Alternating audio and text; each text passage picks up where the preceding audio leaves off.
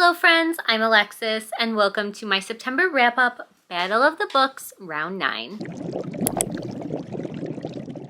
In the month of September, I ended up finishing 16 books, and if I'm feeling like it, I will pop up some of my other stats on the screen. But yeah, I don't think we have any other housekeeping to do. I think we can get right into the bracket fight.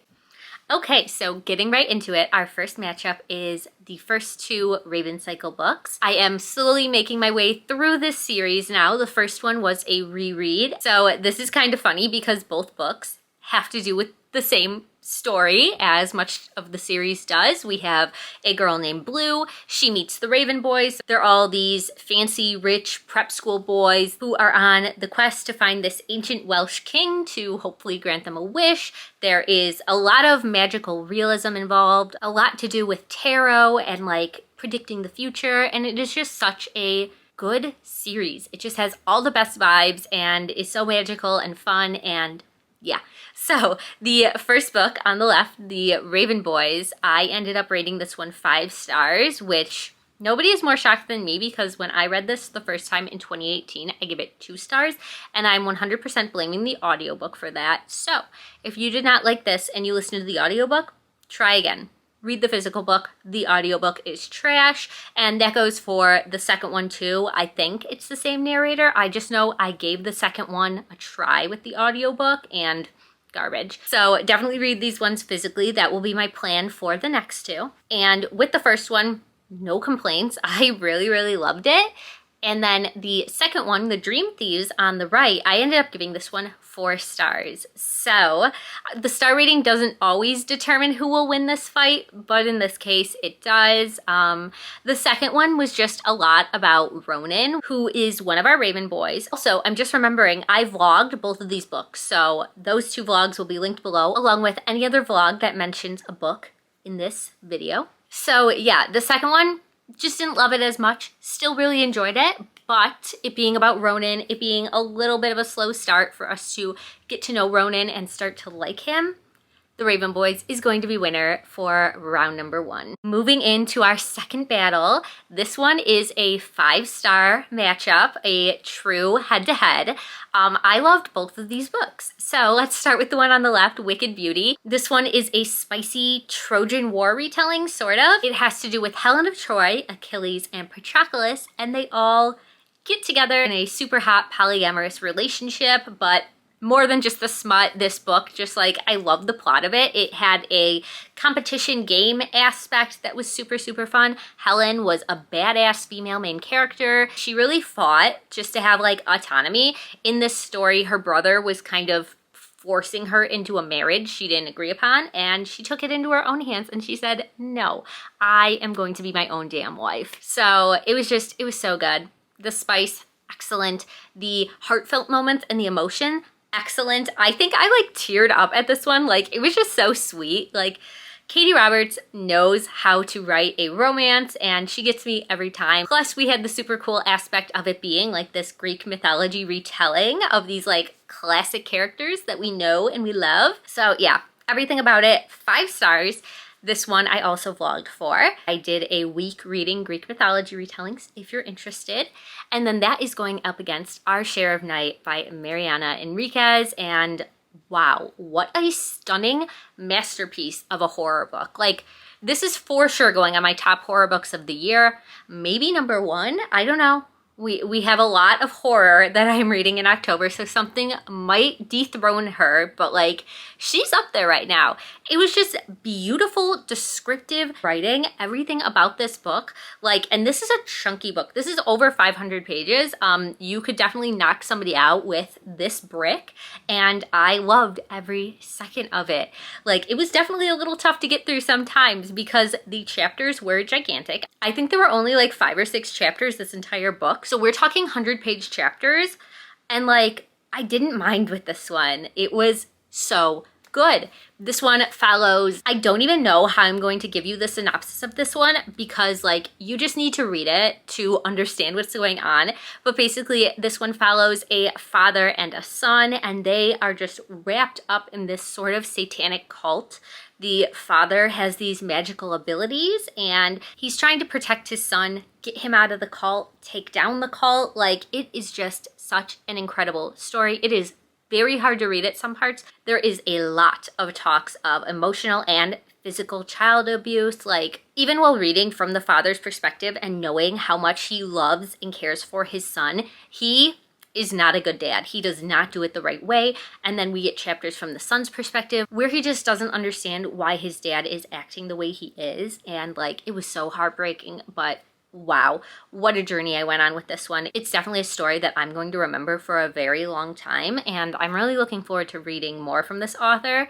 So this is a really tough one, like I said, but like just Our Share of Night is definitely a story that is going to stick with me. I still think about some of the scenes from this book, and just the writing was gorgeous, so descriptive. So Our Share of Night is going to be our winner for this round. First up, we have Things You May Find Hidden in My Ear by Musab Abu Toha, and this one is a poetry collection written by a poet who grew up in Gaza, and just a first-hand look at the atrocities that are still happening today for some reason.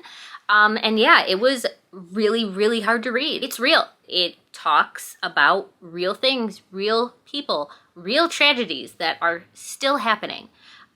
So I really recommend it if you are interested in what's currently going on in Palestine and reading from a first-hand perspective of a child who grew up there. Just absolutely take care of yourself. Know going in that it has every trigger warning you can think of.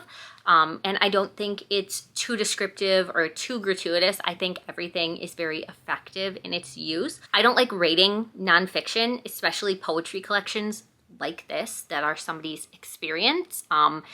Writing wise, 5 stars to the author. He is an incredible poet, but it's kind of going to disqualify it from being in this bracket. I actually forgot I could have taken it out in the beginning, but I wasn't thinking. So we'll count this as a bye week. So I Was a Teenage Slasher is going to be our winner and moving on to the next round. But just know, no real competition here. I'm just choosing not to rate this one because this is somebody's life experience and it just doesn't feel right to me. But I really recommend it if you're interested in reading it. And that means that our winner, of course, will be I Was a Teenage Slasher by Stephen Graham Jones, which works out anyways because I gave it 4.5 stars. So up against almost anything else, it probably would be the winner anyways. I'm a huge fan of Stephen Graham Jones's writing. I had to say his name 3 times because wow, saying that fast is a tongue twister.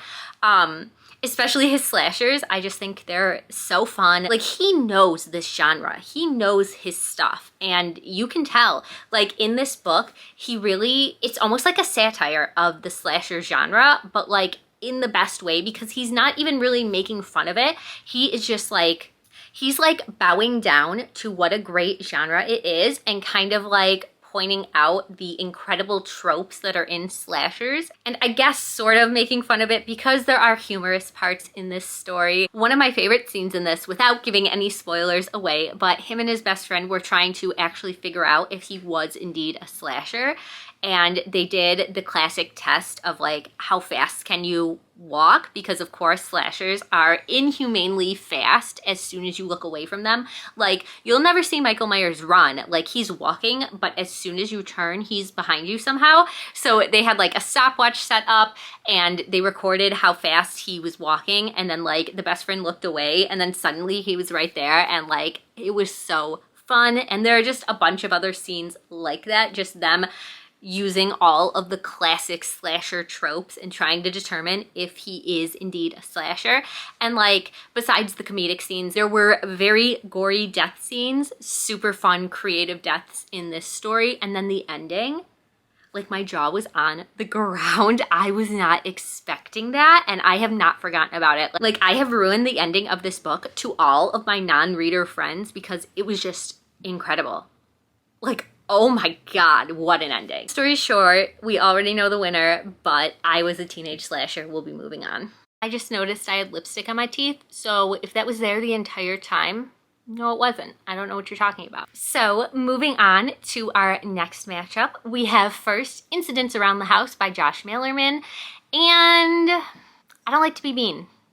I am not an author. I could never do this. But in some cases, this book should not have been written. I thought it was absolute trash. I gave this book 2 stars, and that's only because I reserve my 1 stars to actually offensive books. Nothing about this was offensive.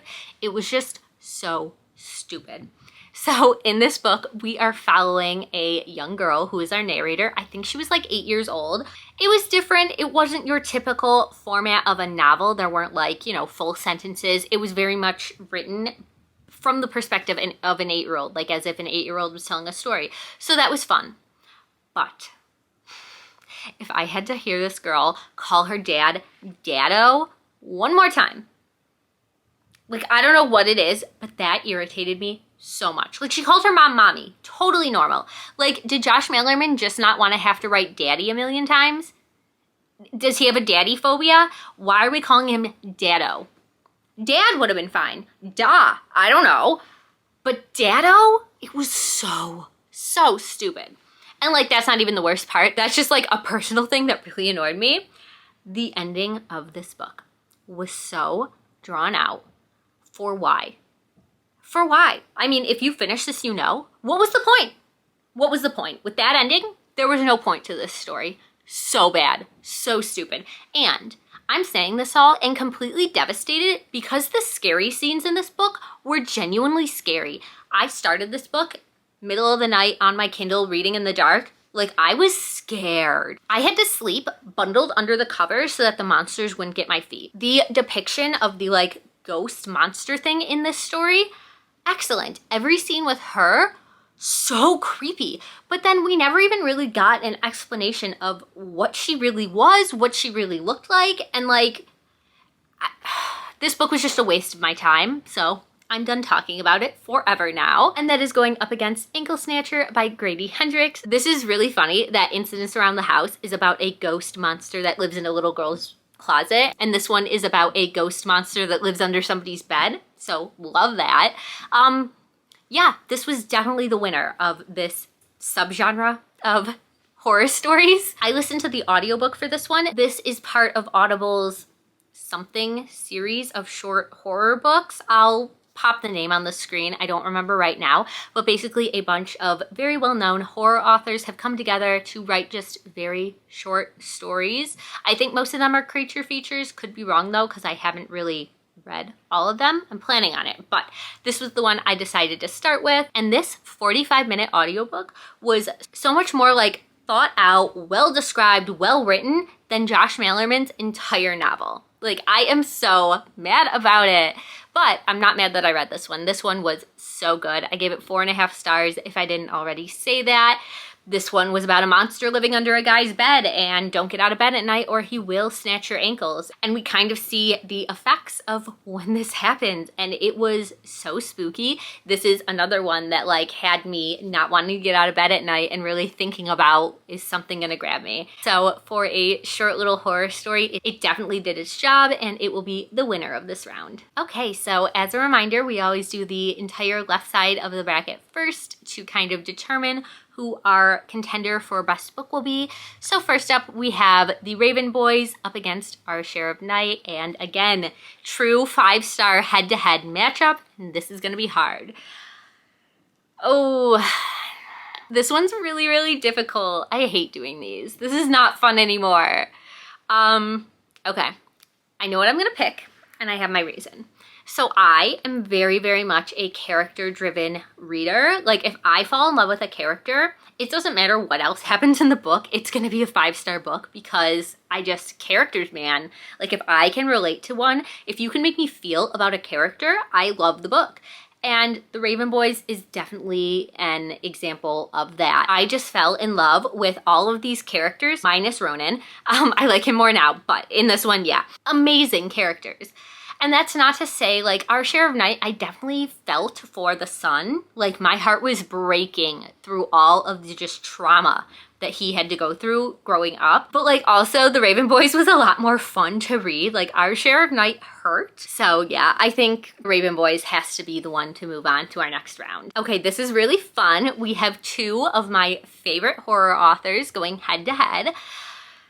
And this is a case of, even though Ankle Snatchers was a higher rating, I just don't feel right giving the win to like this short story that like the masterpiece that Stephen Graham Jones's novel was. Like, the novel has to be the winner. I really just think like I have to go with the Raven Boys. It's just the correct answer. My love for these characters, the fact that I'm so excited to continue with this series, the vibes, like, and no offense to I Was a Teenage Slasher, I loved it, but I just love the Raven Boys a little bit more. All right, so now we move on to the right side of the board. First up, we have Atalanta by Jennifer Saint. This is another Greek mythology retelling. This one is the story of Atalanta, who was a human girl who was raised by bears and sort of adopted by the goddess Artemis to be one of her members, one of her followers. Artemis is the goddess of the hunt, so Atalanta just becomes this super fierce female warrior. She's super strong, and she actually joins the Argonauts, who were this group of like Greek heroes on one of their quests to find the Golden Fleece, and it was so fun.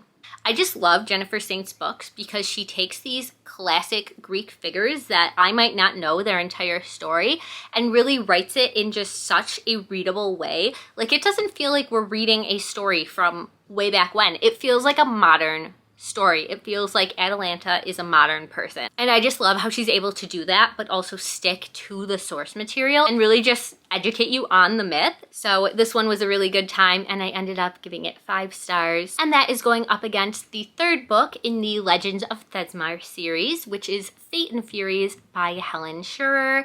This is a romantasy series that I am slowly making my way through. The first one was Blood and Steel, and loved it, obsessed, absolutely fell in love with the characters. As the series has gone on, my enjoyment has gone down just a little bit. This book was only 4 stars. Yeah, it's still really, really great. We are just getting a lot more world building. We're getting a lot more fighting and war scenes, and like, I loved the first one for the romance so much. It's just really turned more into a fantasy book with a side of romance. Still looking forward to finishing the series, but I think for that reason, I'm gonna give the win to Atalanta. Okay, we're back. If you notice anything has shifted, I had to take a break to get a glass of water and stretch because wow, sitting on the ground and talking about books is so much work. I'm like sweating right now. Reminder to drink your water. But we are on to our next matchup of book. And first up, we have An Academy for Liars by Alexis Henderson. I read this one in the beginning of the month, so give me a second to collect my thoughts. I remember really, really liking the vibes and the setting. This one is a dark academia that takes place in this like secret society university type thing. Our main character gets a mysterious call one night that says she has an interview. She goes because she's kind of lost in life. She doesn't really feel like she has any other options, so why not give this a try? And she ends up learning that she can sort of persuade people, is what they call it. It's a little bit more than just persuasion. It definitely takes a turn into the magical sense. And so she's accepted into this university and she starts training her abilities, and yeah, it just goes from there. I really, really enjoyed this until the last little bit of it. I want to say like the last 30%.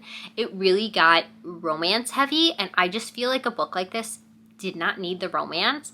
I did not like the love interest for our main character, and I don't know, I didn't need a romance in this. I liked it. I would have liked it so much more without that aspect. And then the ending, it felt too fast and too easy for what was accomplished. This big conflict gets introduced, and it just feels like this would have been better if it were drawn out into multiple books. Even a duology, like the fact that it wraps up so fast, just, I don't know, it kind of ruined it for me.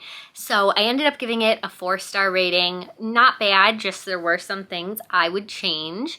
and that is going up against Fruit of the Dead by Rachel Lyon. This one was a similar-ish experience for me. I really, really liked the beginning, but with this one, I'd say probably by like the 40 to 50% mark, like I was just done with it. Okay, so this one is a modern day retelling of the Persephone's and Hades myth, except we are also getting chapters from her mother, Demeter. And so in this story, we are following our Persephone character. She gets herself in sort of a messy situation with her boss, and he is just very manipulative and controlling. And then we are also getting chapters from Demeter's perspective as she is trying to find and rescue her daughter. And that all sounds great, but the execution of this book didn't work. I vlogged this one, so if you want more in-depth thought, non-spoilery, of course, you can check those out. But like the ending of this one, it just went not the way I was hoping it would, and it really ruined it for me. I did not feel like the characters' actions at the end of the book matched what we had been reading for the rest of the story. I feel like the character development was off. It just didn't make sense for the characters that we had learned about this entire book for them to change their mind in a few sentences. For that reason, An Academy for Liars will be our winner. Next up, we have the second volume of the Death Note Black Edition. This, of course, is a super popular manga anime series. It's about a boy who finds a death note, which is a notebook that when you write somebody's name in it, they die. And he really becomes like a vigilante figure, and it's the story of the government and law enforcement trying to catch him and bring him down and what he does to evade them, all that fun stuff. This one was really good. We met Misa in this one, which I remember my first time watching the anime, she really, really annoyed me. So I'm interested to go back and rewatch it after finishing reading it for the first time to see if my opinions change, because in this volume, like, I liked her a lot. I'm not the biggest fan of how she was written. She's definitely like a light fangirl. It just feels like she's there to further the plot of the man and wasn't really like a real person. But yeah, like my hate for her from the anime wasn't there. So I just thought that was an interesting thing. And I ended up giving this one a 5-star rating, and that is going up against The Age of Magical Overthinking, Notes on Modern Irrationality by Amanda Montell. This is my second book that I've read by her. This one is a nonfiction about overthinking and just kind of our brains and how we are so overloaded with information and how we just think about things and we overthink about things, and I'm not making sense, but it was so good.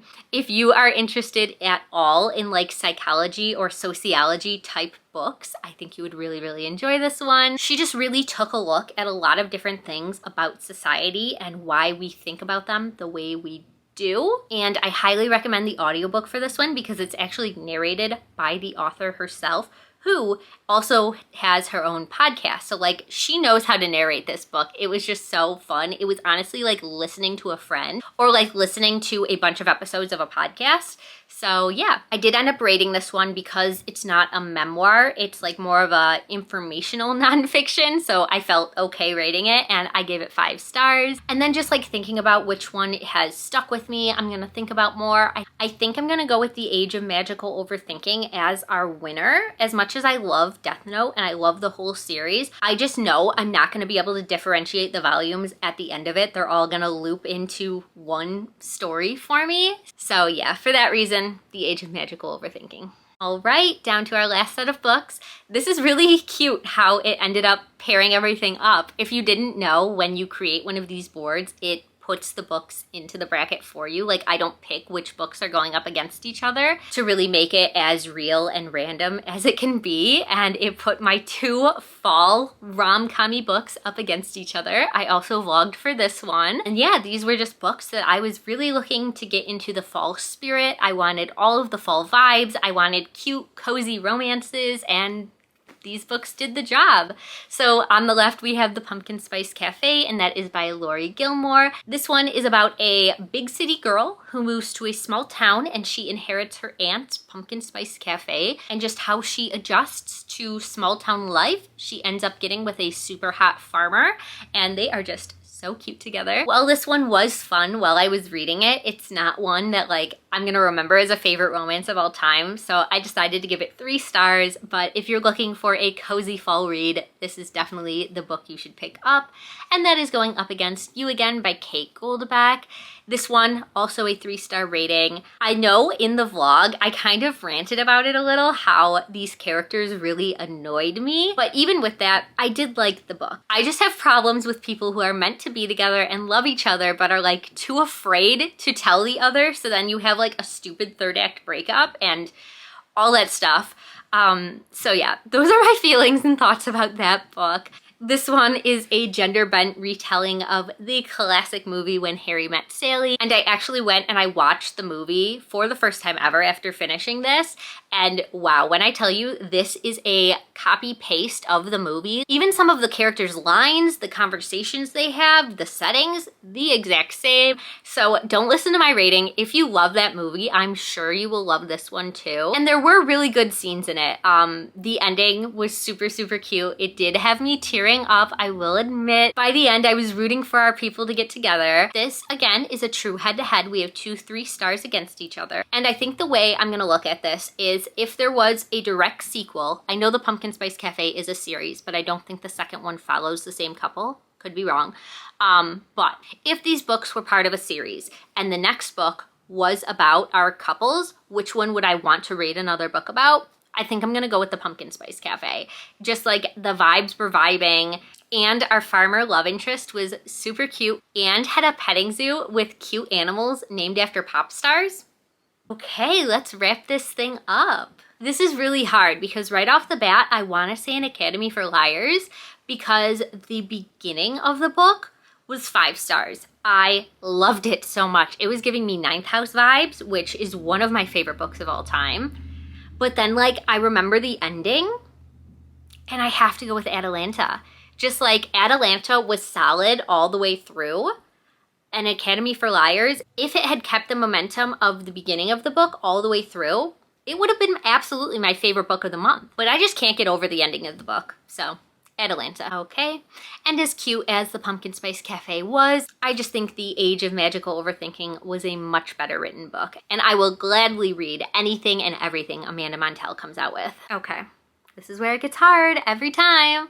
So we have 2 5-star books. I love both of these authors. I've read from them both before. I think I have to go with Amanda. Just her narration style, it's literally like listening to a friend tell you a story. Or like teach you a class. Like, I don't know, it's just so fun. Like, it just reminded me of being back in college in a psychology lecture, and like maybe it's just because I'm a psychology nerd, but yeah, I had a really fun time with this one. All right, here we go. We have our final matchup. I think there's a clear winner, and it's because I am such a character-driven person.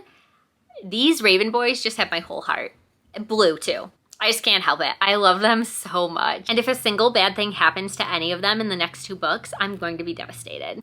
And for that reason, The Raven Boys will be my best book of September. There we have it, The Raven Boys, my best book of September. And I am so excited to continue with this series and just have a new favorite series of all time. If you made it this far, please leave me the blackbird emoji because I think it's the closest thing we have to a raven. And please let me know what your favorite book of September was. You know, I'm always looking for a good recommendation. Or if you have any books similar to the vibes of The Raven Boys, please let me know. As always, thank you so much for watching. I hope you read a good book today, and I will see you soon in my next one.